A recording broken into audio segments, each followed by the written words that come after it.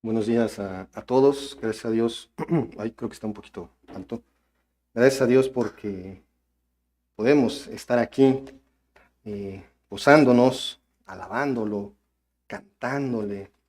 Y hoy que inicia un tiempo am, muy especial y pues es también muy cotidiano ya porque es de toda la vida, el tiempo de Semana Santa. Es una tradición ya establecida en la mayor parte del mundo, la conmemoración de este evento que es conocido en la Biblia como la entrada triunfal, hoy conocido como el Domingo de Ramos. Y da comienzo, como les decía, a ese periodo del año conocido como la Semana Santa. E independientemente de lo que vamos a aprender hoy, quiero hacer a modo de introducción, quiero recalcar que la Semana Santa ha sido reducida por el mundo a un tiempo vacacional. Eso es lo que se está esperando. Semana Santa para salir corriendo a balnearios, playas, etcétera. Y ahorita en tiempo de COVID, pues eso no es precisamente buena idea. Pero tenemos que ver algo que nosotros los cristianos, aquellos que tenemos nuestra fe puesta en el Señor Jesucristo, debemos de usar este tiempo como un tiempo de reflexión. ¿Por qué? Por la serie de eventos que fueron sucediendo en la última semana de ministerio y vida del Señor Jesucristo aquí en la tierra. Todas las cosas que el Señor pasó durante ese tiempo enmarcan eh, tal vez ese tiempo en el que sufrió aún más estrés, aún más ataques, en el que tuvo aún más actividad de lo que ya había tenido. Y vamos a ver exactamente el por qué ocurre esto un poquito más adelante. Y bueno, debemos como les decía, de tener esta reflexión sobre estos acontecimientos, eh, porque era natural, era normal que la gente no entendiera correctamente o no entienda correctamente el significado de la Semana Santa. De hecho, ni los discípulos del Señor Jesucristo entendían por qué quería regresar a ese lugar donde definitivamente querían matarlo. Esto lo podemos ver en las Escrituras cuando el Señor predice nuevamente su muerte. Lo podemos ver, acompáñenme ahí a Lucas capítulo 18, versículos 31 al 34, donde dice, tomando Jesús a los 12, les dijo, he aquí subimos a Jerusalén y se cumplirán todas las cosas escritas por los profetas acerca del Hijo del Hombre. Un poquito de atención en esta parte, en que se cumplirán todas las cosas escritas por los profetas acerca del Hijo del Hombre. Continúa la lectura, pues será entregado a los gentiles y será escarnecido y afrentado y escupido, y después que le hayan azotado le matarán, mas al tercer día resucitará. Lo más llamativo es lo que dice el versículo 34, pero ellos nada comprendieron de estas cosas, y esta palabra les era encubierta, y no entendían lo que les decía. Aún sus más allegados no entendían por qué el Señor Jesucristo estaba diciendo estas cosas. Esto, tenemos que observarlo porque el Señor aún no terminaba su encomienda en el mundo. Para eso le faltaba morir, resucitar y ascender al cielo para salvación de todos los pecadores.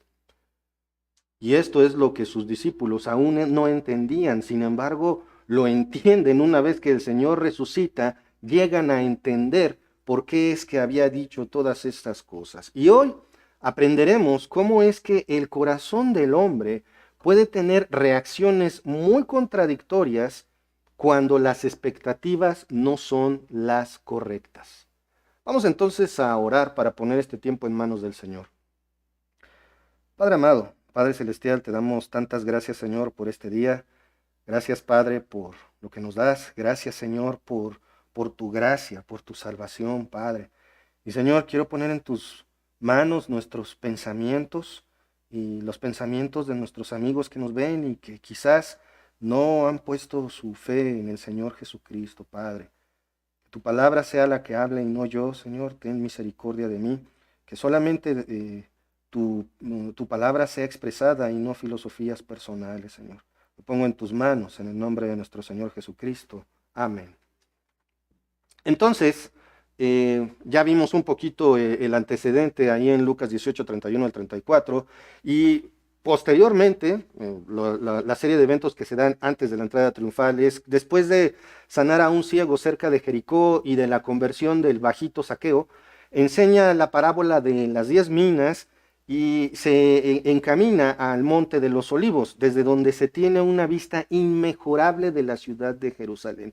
Y en línea recta, la distancia desde el punto donde parte el Señor Jesucristo a Jerusalén no pasa de 1,5 kilómetros. Sin embargo, el Señor va a recorrer el camino, que es un poco sinuoso, y le va a tomar, es una distancia mayor. Y este evento que conocemos como la entrada triunfal es de tal importancia que es uno de los pocos eventos que se repiten en cada uno de los evangelios. Lo vemos relatado en Mateo, Marcos, Lucas y Juan. Entonces, nosotros vamos a utilizar como base el Evangelio según San Lucas. Acompáñenme, por favor, ahí el Evangelio según San Lucas, capítulo 19. Y vamos a partir desde el versículo 28 y vamos a ir leyendo, es un pasaje algo extenso, vamos a ir leyendo y vamos a ir analizando las partes de este maravilloso pasaje.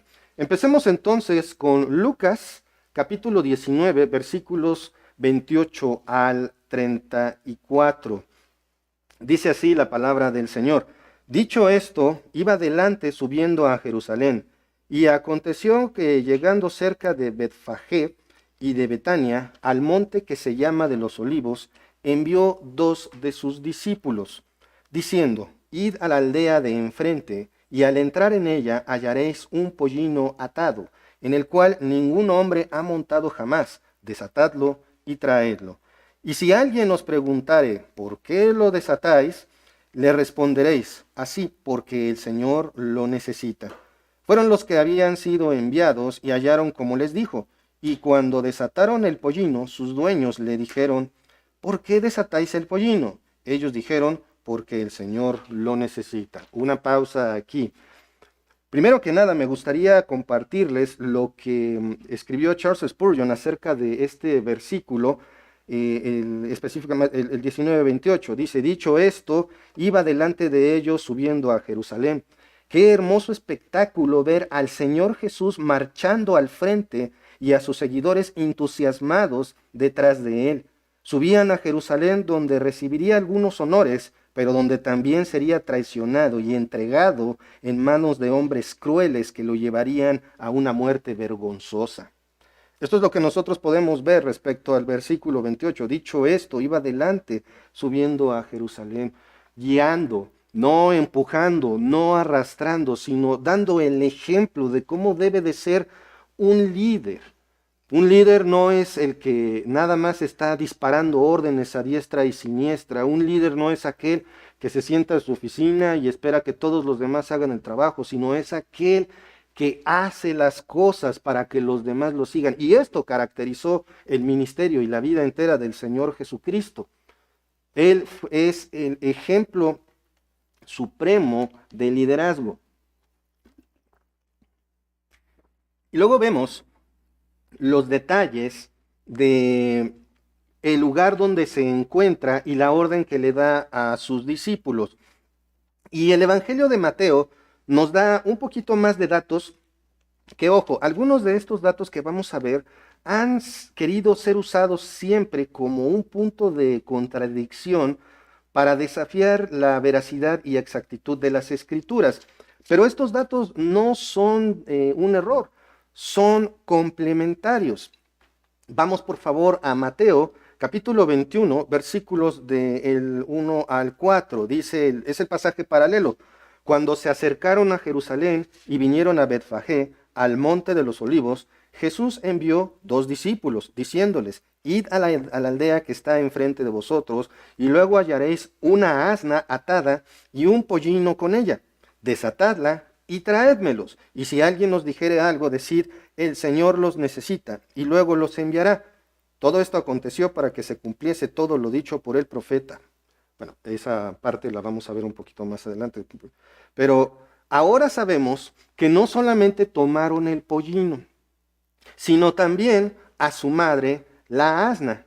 No lo robaron o lo tomaron a escondidas, como incluso en algunas películas lo han caracterizado, que como que se lo llevan a escondidas para evitar ser interrogados, sino que el propietario prestó a sus animales para que Jesús los usara. Quizás se dio porque sabía quién era el Señor. Y aquí hay una cosa muy importante que tenemos que ver. Hay una importancia muy grande en cuanto al pollino, en cuanto al burrito. ¿Qué importancia tiene esto? Bueno, este pasaje, en cuanto al, perdón, primero la orden que él da, demuestra abiertamente que él es un profeta. Y hoy vamos también a ver tres cosas que demuestra abiertamente el Señor Jesucristo delante de todos en la entrada triunfal. Primeramente, demuestra que es un profeta. Y esto lo vemos en la manera tan detallada en que les da las instrucciones a sus discípulos para obtener su cabalgadura y así como vimos en Lucas 18:31, seguir cumpliendo lo que los profetas habían escrito de él. Y quiero hacer una pausa aquí. Esto no significa que esto del burrito se le haya ocurrido en el camino y haya dicho, se va a ver simpático que vaya yo caminando, montando un pequeño burrito o algo por el estilo. No, esto ya estaba predestinado. No hay nada al azar en lo que el Señor Jesucristo hace o dice. Eso es algo que tenemos que entender. Y hay una relevancia en este pollino. Les pido por favor me acompañen ahí al Antiguo Testamento, al libro de Zacarías. Zacarías, capítulo 9, versículo 9. Ahí.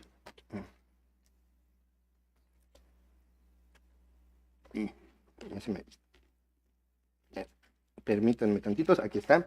Zacarías 9:9, ya lo están viendo ustedes ahí en sus pantallas, y dice, alégrate mucho, hija de Sión, da voces de júbilo, hija de Jerusalén. He aquí tu rey vendrá a ti, justo y salvador humilde, cabalgando sobre un asno, sobre un pollino, hijo de asna. Aquí vemos la relevancia del pollino, un burrito que nunca ha sido montado, algo que caracteriza la imagen de nuestro Señor Jesucristo, es esa particularidad de que Él es primero o el privilegiado en todo. Él es el primero de la creación, Él es el primero de los hijos del Señor. Él es el primero entonces aquí en montar ese pequeño burrito, ese pollino, hijo de asna, que es detallado exactamente como lo dice Zacarías 9:9. Nosotros vemos cómo es que este animalito ya estaba seleccionado por el Señor siglos antes, incluso antes de la fundación del mundo, ya estaba determinado esto. Ahora, en este mismo pasaje podemos ver en segundo lugar que Jesús demuestra abiertamente su omnisciencia. ¿Qué es la omnisciencia? La capacidad de saberlo todo. Y cuando digo todo, me refiero a todo. El Señor sabe todo. ¿Cómo sabemos esto en este pasaje? ¿Dónde dice que el Señor es omnisciente? Él simplemente sabía que el pollino estaba ahí. Simplemente lo sabía. Esta es la importancia del pollino. Jesús manda a dos de sus discípulos por un pollino y su madre, sabiendo no solamente dónde estarían, sino que les indica palabra por palabra lo que deberían decir a su dueño de la asna y del pollino, que nunca había sido montado. Nosotros no vemos a los discípulos intentando llevarse al burrito sin que nadie los vea, sino que van seguros de qué es lo que van a decir si acaso el dueño, que era lo más seguro, y vemos qué es lo que ocurrió, protesta porque se llevan al pollino. Ujú. Y es curioso porque aquí vemos la omnisciencia y la forma de ser de nuestro Señor en todo, porque bien pudieron haber llegado y pedir el pollino, pero si los discípulos siguieron la orden del Señor, llegaron y lo desataron, y hasta que son increpados por el dueño, no es que hablan con él, no es que, digamos, negocian. Y como ya lo habíamos visto, es muy probable que el dueño de estos burritos supiera de quién se trataba cuando dijeron el Señor, puesto que cede sin más resistencia a lo que le están solicitando, a dejar que lo llevaran. Y hay algo maravilloso dentro de lo que es esta figura del Señor montando al pequeño burrito. R.C. Sproul relata lo cómico que puede ser ver a un hombre cabalgando un burro de la zona de Jerusalén, que son particularmente pequeños, ya que incluso, pues, no era como las mulas, que son grandes, como muchas veces como caballos, ¿no? Y los burros de esa zona son bajitos, y los que iban montando tienen que levantar los pies para evitar arrastrarlos.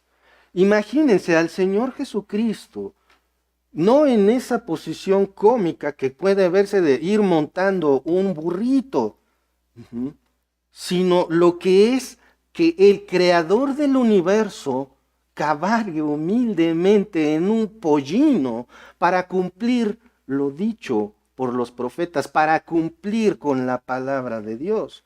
Ahí en Lucas 19:35 al 37 podemos ver retratado esto perfectamente. Dice, perdón, y lo trajeron a Jesús, y habiendo echado sus mantos sobre el pollino, subieron a Jesús encima, y a su paso tendían sus mantos por el camino.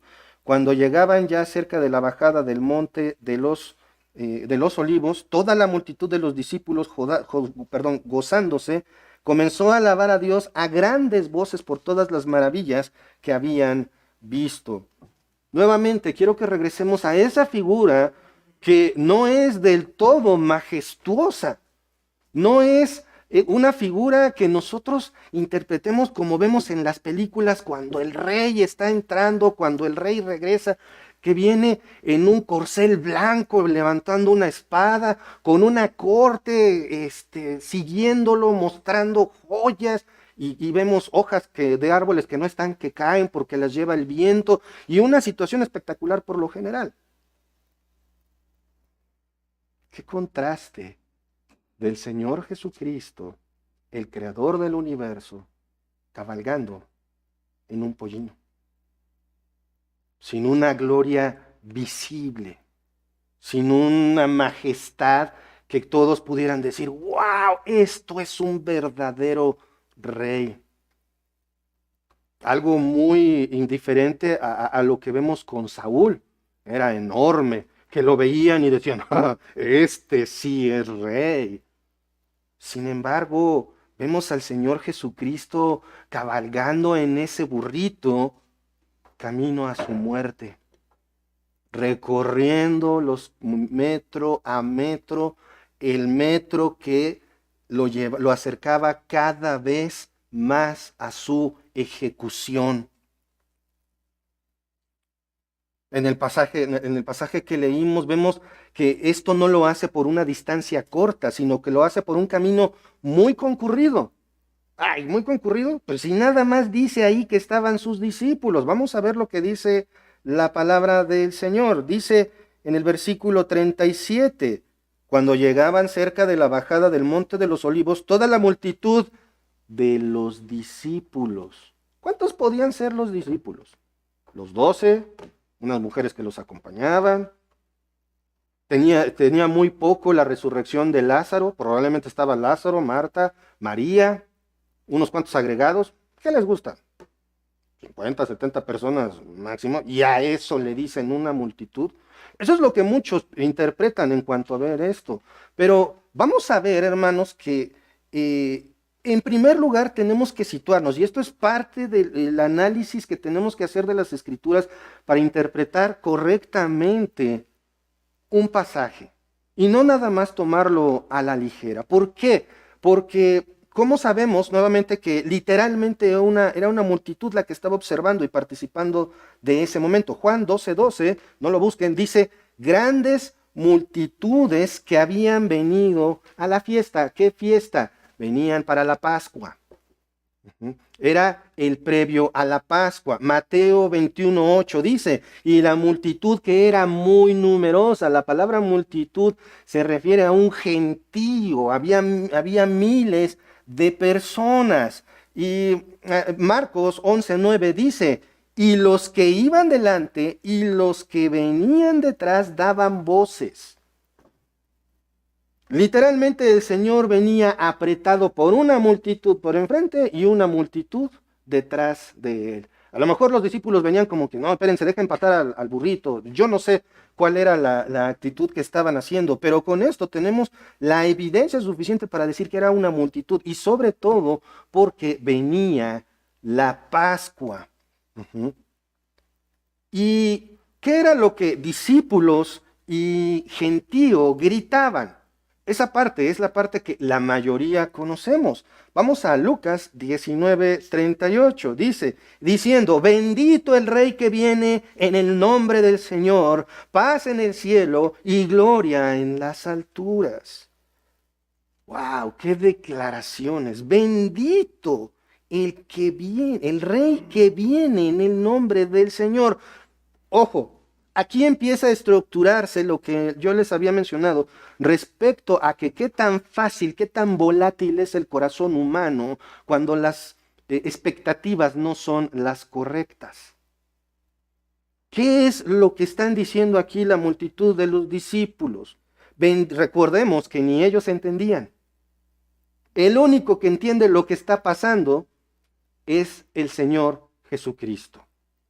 El Espíritu Santo y el Padre también desde el cielo. Pero ahí, en ese momento, en medio de esa multitud que está gritando, el único que entiende lo que está pasando es el Señor Jesucristo. Y sus discípulos están diciendo, bendito el Rey que viene en el nombre del Señor. ¿Rey? ¿Rey de qué? ¿Qué rey querían? Pensemos un momento en esto. Que viene en el nombre del Señor, paz en el cielo, gloria en las alturas, casi lo que dijeron los ángeles cuando vino la anunciación del nacimiento del Señor Jesucristo. Paz en el cielo, gloria en las alturas. Pero ¿qué es lo que estaban clamando? ¿Qué es lo que estaban gritando realmente esa multitud? Vamos a darnos más luz. Vamos a ver lo que dice el Evangelio según San Mateo, capítulo 28. Acompáñenme por favor a Mateo, capítulo, no, 28, ¿dije 21 o 28? Perdón, capítulo 21, perdónenme ustedes, estoy temblando de emoción.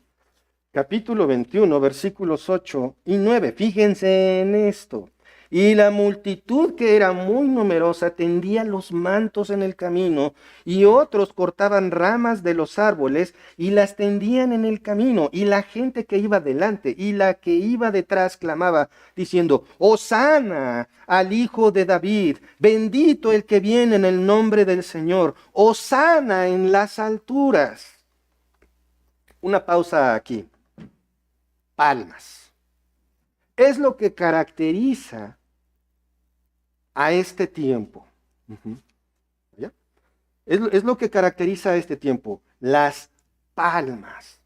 Aquí, oye, pero dice ramas de los árboles. Sí, la palma datilera, esa que da esos frutos tan dulces y tan sabrosos, es un árbol muy común en la zona de Jerusalén. Hoy día, según leí, yo no he ido, hay muchísimas palmas datileras en ese lugar. Entonces, por eso es que de manera tradicional se hace referencia a las palmas. No tienen nada de especial, simplemente eran los que estaban a la mano.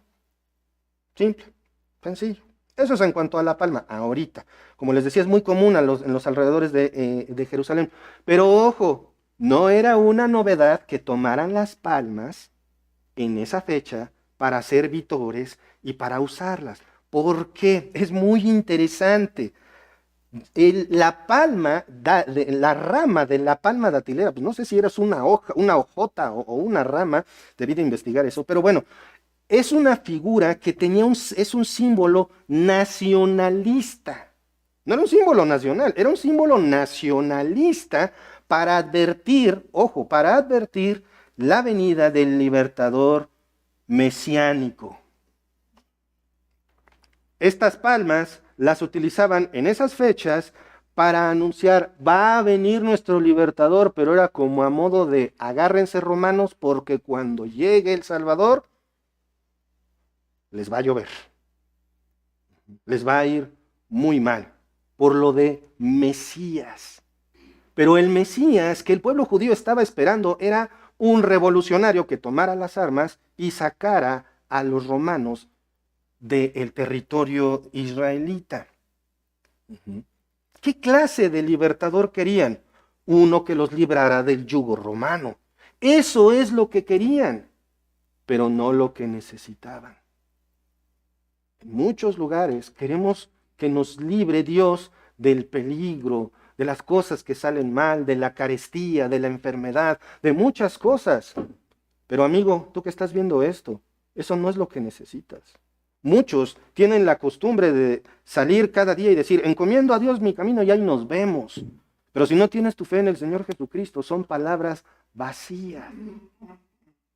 No necesitas un protector en la calle, no necesitas un protector que te esté proveyendo de todo. Y ojo, no estoy diciendo que Dios no haga esto, pero no es nuestra necesidad primordial.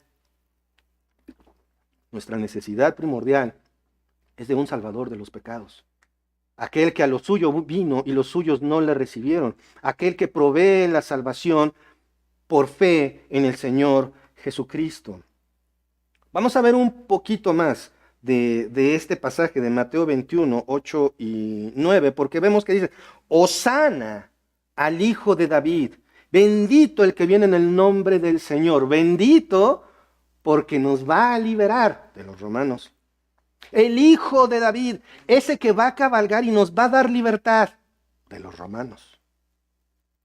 Eso es lo que esperaban. Esos eran los vítores, ese era el hurra, bravo, yupi, ya la hicimos.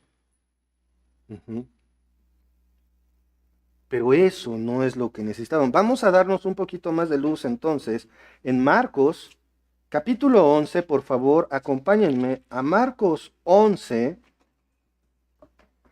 10. Marcos 11, 10 dice así. Bendito el reino de nuestro Padre David que viene, hosana en las alturas. Fíjense cómo cada pasaje nos va agregando vítores. ¿Por qué varían? Bueno, tenemos que ver que no todos los evangelios están dirigidos al mismo público. Por ejemplo, el evangelio según San Mateo está dirigido a el pueblo judío exclusivamente. Por eso es que hace referencias que cualquier judío iba a reconocer. Por eso es que hace ciertas aclaraciones que no están en los otros. Los evangelios sinópticos nos dan precisamente eso, una sinopsis de lo ocurrido y omiten algunos detalles. Por eso es que podemos enriquecer este pasaje observándolo desde los puntos de vista que el Espíritu Santo inspiró a cada uno de los evangelistas, a cada uno de los escritores. Dice, bendito el reino de nuestro Padre David que viene. ¿A qué reino se referían? ¿Al reino de los cielos? No. Ellos estaban refiriendo otra vez a ser una nación rica, poderosa, temida por todas las naciones como era antes, que cuando llegaron a Jericó mejor cerraron las puertas porque sabían que cuando llegaran los hijos del Dios viviente estaban perdidos. En ese tiempo ya no era así. En ese tiempo ya eran los dominados. En ese tiempo la Shekinah, la gloria del Señor, ya se había retirado del templo. En ese tiempo ya no había esa cerrada comunión entre el pueblo de Israel y su Dios. Eso ya no existía. Por eso es que lo único que querían era ¿qué? Beneficios físicos. Entonces podemos entender un poquito mejor la escena. El Señor Jesucristo estaba por recorrer un par de kilómetros en camino a su muerte. Solo quedaban 6 días para que esa multitud hipócrita que lo aclamaba y ponía sus mantos y ramas de palma pasaran del hosana al crucifícale. Y la verdad, yo alguna vez llegué a pensar, ¿qué estaría haciendo yo si hubiera estado ahí? La respuesta es exactamente lo mismo. Me uniría a esa multitud o parte de esa multitud que una vez gritando hosana, 6 días después gritaría crucifícalo porque no nos sirve para nada.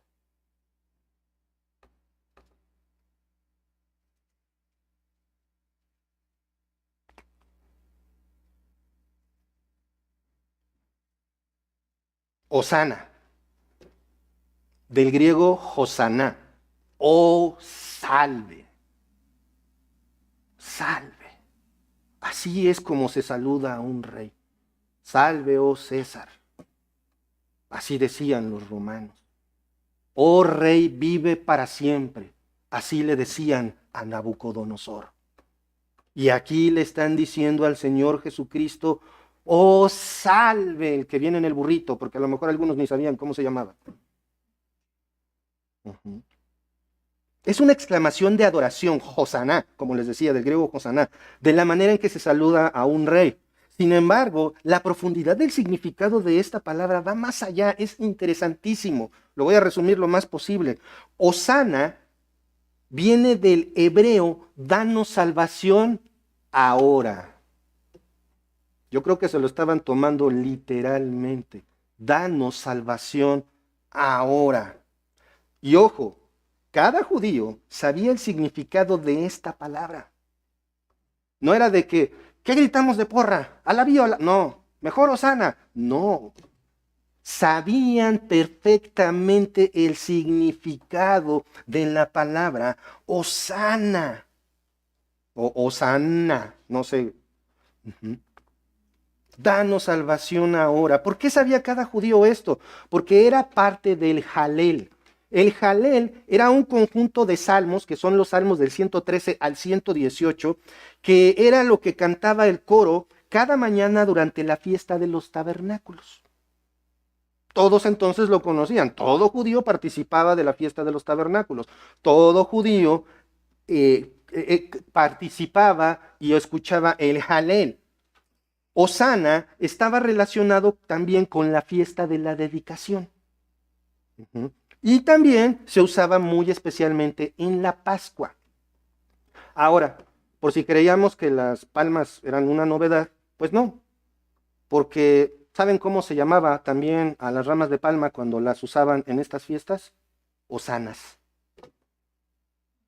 Esa es la relevancia de la palma, la representación de la solicitud de ese pueblo de liberación, pero no del pecado, sino de el yugo romano. Tal vez, como siempre lo vemos a lo largo del Antiguo Testamento, siempre hay un remanente fiel, siempre hay quienes del pueblo de Dios permanecen fieles a su palabra y quizás entendían el significado de todo esto, pero eran precisamente eso, un remanente, una minoría.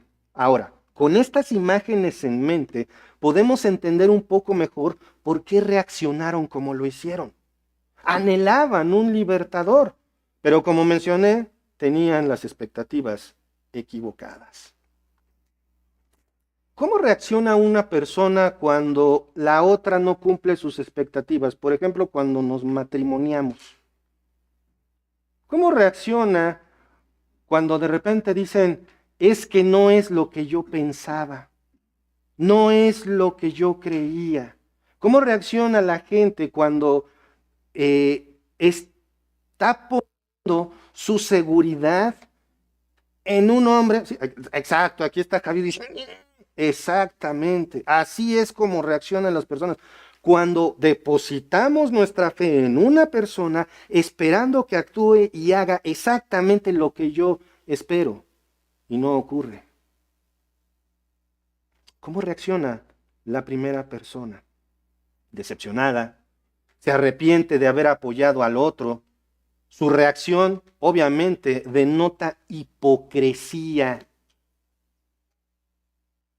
Si tú te decepcionas de las expectativas que tenías de otra persona, entonces eres un hipócrita. ¿Por qué? Porque el sentimiento de apoyo e identificación no fue auténtico nunca. Y esto es lo que estaba pasando con esa multitud. Ya casi, nada más porque no había rifles, no le dieron uno a Jesús. Y no había armas porque los romanos las tenían controladas. Pero si hubieran podido, en ese momento se hubieran armado.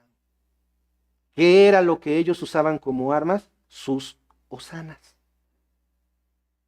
¿Qué era lo que hacían para advertir? Ahí viene el libertador, el Mesías. Y esa hipocresía tiene un origen en la multitud.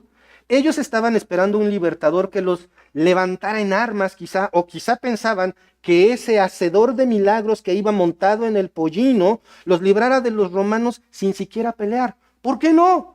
Todo judío conocía el Antiguo Testamento y sabía que más de una vez el Señor libró la batalla por ellos y derrotó a los ejércitos enemigos sin un solo tiro, como diríamos hoy día, sin usar un arma. La multitud reconoció esa imagen de Zacarías 9:9. Estaban aclamando a quien, ojo, podía cumplir su deseo, no a quienes les daría lo que realmente necesitaban, un libertador del pecado. Y eso es lo que tú necesitas hoy día. Si no te has arrepentido de tus pecados, si no has puesto tu fe en el Señor Jesucristo para tu salvación y perdón de pecados. No necesitas un duende o un genio de la lámpara maravillosa que te dé alimento, comida, sustento, que te dé comida, casa, carro, trabajo, esposa, esposo, hijo. No, eso no es lo que necesitas realmente. Lo que necesitas es a aquel que murió en la cruz para el perdón de tus pecados y que resucitó al tercer día conforme a las Escrituras y 40 días después fue llevado al cielo, a la diestra del Padre. Eso es lo que necesitas, fe en el Señor Jesucristo, nada más. Lo demás te será dado por añadidura. Esta multitud estaba esperando primero lo físico y no sé si estaban esperando lo espiritual. Ahora yo te quiero preguntar para reflexión, ¿cuál es tu expectativa acerca de Cristo? Porque hay muchas, me he encontrado con que Jesús es mi amigo, Jesús me cuida, Jesús, él es mi cuatacho, chuchito, por eso me cae re bien, es re buena onda. Hay muchos que dicen, uy, era casi un hippie. ¿Cuál es tu expectativa acerca de Jesucristo? Porque aquí hay dos verdades bien importantes en este texto que estamos analizando. Número uno, la multitud ve al Señor Jesucristo como un Salvador y el Señor Jesucristo está a punto de actuar como juez. Vamos a continuar para que veamos esto. Vamos ahora a Lucas 19, 39 al 40. Lucas 19, 39 al 40. Dice así la palabra del Señor. Ay, perdón. Ya.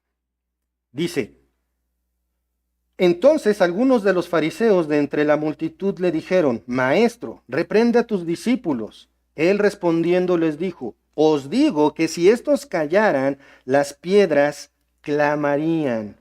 Un detalle aquí muy importante. Jesús nunca había permitido que se le adorara públicamente. Nunca lo había permitido hasta este momento. ¿Por qué? Básicamente el Señor se estaba poniendo como una diana de tiro al blanco. Tenía que hacer esto. ¿Para qué? ¿Cuál era su intención al permitir que hubiera esta adoración tan espectacular? Para atizar a sus enemigos, para que se enfurecieran aún más, para que aceleraran los planes de asesinarlo, para elevar las expectativas de Judas Iscariote, que iba caminando entre esa multitud, viendo a Jesús y probablemente diciendo, ahora sí, me va a tocar lo que me merezco. Y sí, así fue, porque sus expectativas eran las equivocadas. Terminó colgándose, decepcionado. Para obrar, ¿para qué más? El Señor necesitaba estar colgado en la cruz para el viernes. No era momento de aplazar nada, necesitaba estar colgado en la cruz para el viernes, cumplir la agenda de Dios. ¿Para qué? Para obrar el medio de perdón de tus pecados si pones tu fe en Él. Al respecto de este texto, John MacArthur dijo que él quería ser expuesto ante la multitud más grande posible para amenazar a los líderes judíos que eran sus enemigos y así hacer que se apresuraran en su muerte, porque él necesitaba estar en la cruz el viernes. Decenas de miles de personas estaban en Jerusalén en la Pascua. Un cálculo. 10 años después tenemos un registro de que 260,000 corderos fueron muertos en la Pascua 10 años después. 260,000 corderos muertos. Un cordero podía ser muerto, sacrificado por una familia entera. Multiplicando ese número nos daría una cantidad enorme de personas que estaban en Jerusalén. Y no podemos decir por 4, por 5, porque no se estilaba mucho tener muchos hijos. Imagínense la cantidad de gente que estaba en Jerusalén. Esta fue una preparación para enfurecer a sus enemigos. Estaba en el momento correcto, en el lugar correcto, conforme al plan divino. El final del viaje comenzó en el cielo, como dije antes, pero como nos dice Lucas 9:51, comenzó ahí cuando colocó su rostro hacia Jerusalén y comenzó a moverse en esa dirección. Este fue el último viaje de su vida y este fue el fin de su viaje cuando fue humano. Como humano, más bien. Él necesitaba hacer esto. Los líderes judíos quizás estaban, imagínense el nivel de odio hacia Jesús. Un nivel de odio aterrador, un nivel de odio dispuesto a matar. Es un nivel de odio muy natural en el ser humano, porque por tonterías matamos a nuestros prójimos. Odiamos tanto a la humanidad que la humanidad está desesperada por hacer que el asesinato de bebés no nacidos sea común en la tierra. Ese es el sacrificio de bebés moderno. Y nos inventamos y el ser humano odia tanto su propia naturaleza a los suyos, que entonces decimos, no es un ser vivo, es un montón de tejido y ya. A ese grado odia el ser humano, no solo a sí mismo, sino a Dios. Y eso es lo que Jesús estaba atizando. Por eso es que le dicen, maestro, reprende a tus discípulos. Seguramente no le aventaron a la guardia y no hicieron todo lo que le hicieron después al Señor, porque había una multitud. Recordemos que el arresto del Señor fue en secreto, entre comillas. De noche. Aquí es pleno día, con multitudes, y ellos se acercan y le dicen, maestro, Raboni. No lo están reconociendo como maestro, no le están diciendo con respeto, nada más le están dando un lugar para evitar que la multitud se les vaya encima. ¿Por qué? Porque los fariseos también tenían la expectativa equivocada de Dios. Y la respuesta del Señor Jesucristo es, si ellos callan, las piedras clamarían. Estas piedras, ¿cuáles son? ¿Cuáles piedras clamarían? Muy bien, estas piedras pueden ser las mencionadas en el versículo 44, cuando el Señor pronuncia juicio contra Jerusalén. Antes de continuar, ya para terminar,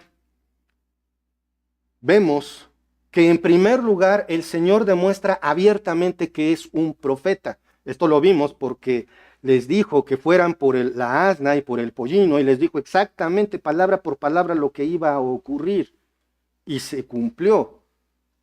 En segundo lugar, vemos que el Señor Jesús demuestra abiertamente su omnisciencia. sabe que el pollino y su mamá están ahí. Simplemente lo sabe. Y en tercer lugar, vamos a ver que el Señor demuestra abiertamente que es juez. Vamos a leer entonces Lucas 19, 41 al 44. Y cuando llegó cerca de la ciudad, al verla, lloró sobre ella, diciendo: oh, si también tú conocieses, a lo menos en este tu día, lo que es para tu paz. Mas ahora está encubierto de tus ojos, porque vendrán días sobre ti cuando tus enemigos te rodearán con vallado, te sitiarán y por todas partes te estrecharán y te derribarán a tierra y a tus hijos dentro de ti, y no dejarán en ti piedra sobre piedra, por cuanto no conociste el tiempo de tu visitación. Imaginen el dolor del Señor Jesucristo al ver esa vana adoración mientras Él va caminando, mientras el pollino va llevándolo hacia su muerte. Verlos gritar, sabiendo de antemano que después van a pedir que lo crucifiquen, y que está Dios caminando enfrente de ellos y no lo ven. Y tal vez tú también estás en esa posición. Estás escuchando la palabra de Dios, pero no lo ves. Arrepiéntete. Ven a Cristo en arrepentimiento y fe. Pídele arrepentimiento, pídele fe. Habla con Él. El Señor está destrozado. Esta superficialidad de la alabanza. Va a venir un rechazo pronto. Y los resultados que vendrían sobre de Él son los resultados que Él mismo, el mismo Señor Jesucristo, traería sobre ellos. Cuando el juicio venga, no va a quedar piedra sobre piedra. Estas son probablemente las piedras que clamarían si los demás se callaran. Y es exactamente lo que pasó. El juicio del Señor Jesucristo pronunciado aquí se cumplió. Esto se cumplió en el año 70 después de Cristo, cuando los judíos se rebelaron contra Roma en el año 66. Esta rebelión llevó a un sitio contra Jerusalén, y para el 70, decenas de miles de judíos murieron de hambre bajo el sitio romano.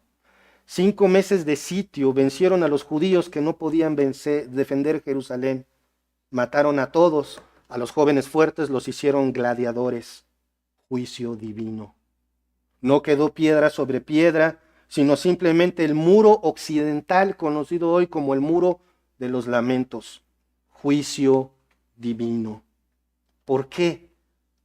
Por cuanto, dice el versículo 44, por cuanto no conociste el tiempo de tu visitación. El pueblo de Israel tuvo la visita de su Creador, la visita de su Dios, y no lo recibieron, no lo vieron. Ahora, en este momento, yo quiero decirte que es el tiempo de tu visitación. Es el tiempo en el que el Señor se está presentando delante de ti a través de su palabra. Acompáñenme por favor a leer Juan capítulo 3, versículo 18. El que en él cree no es condenado, pero el que no cree ya ha sido condenado porque no ha creído en el nombre del unigénito Hijo de Dios. Es el tiempo de tu visitación. ¿Cuál es tu expectativa acerca de Jesús? En este tiempo no solo digas hosana, no solo pongas tu palmita.